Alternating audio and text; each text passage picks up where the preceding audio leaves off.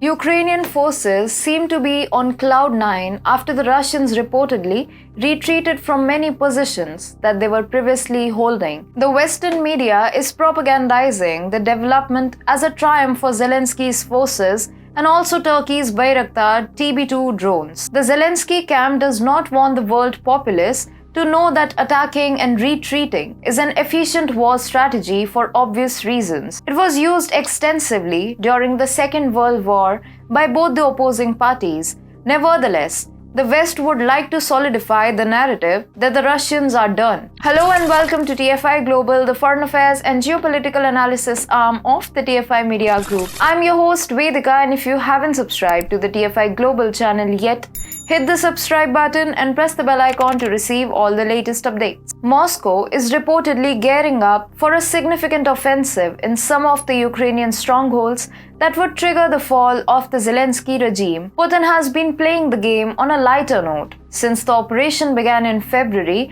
this year, but it looks like the dynamics are now changing. Naturally, the advent of advanced weaponry from the US to help Ukraine has indeed made things tricky for Moscow, and that is exactly why Putin has designated an Iranian superweapon on the battlefield to destroy the US weaponry as he makes a move against the Ukrainian forces. Ukraine claimed that Russia recently introduced Iranian drones and used them extensively for the first time since the onset of the conflict in late February.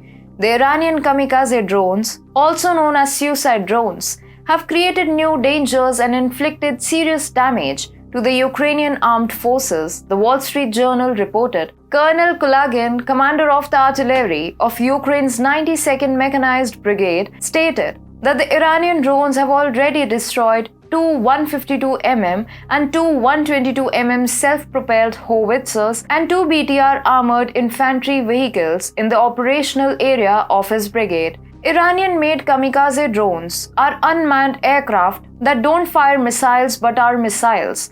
They are capable of circling above a target and waiting for the perfect moment to strike with incredible precision. These drones are reportedly inflicting extensive damage on Ukraine's inventory.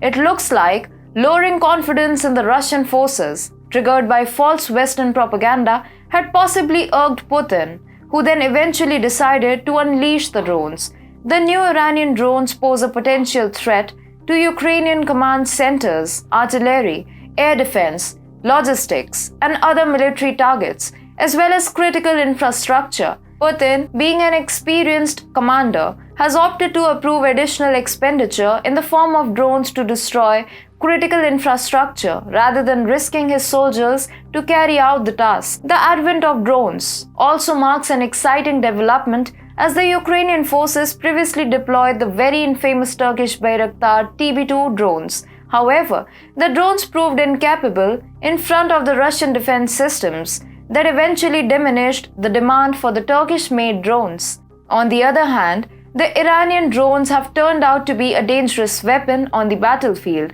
This eventually makes things difficult for the West, as it gives the Iranian major leverage over the global drone industry. Moreover, the Russians could now possibly back Tehran in legitimizing its nuclear program as a gesture of goodwill. All things aside, as for now, Iran's kamikaze drones have taken over the battlefield, and Putin seems to love it.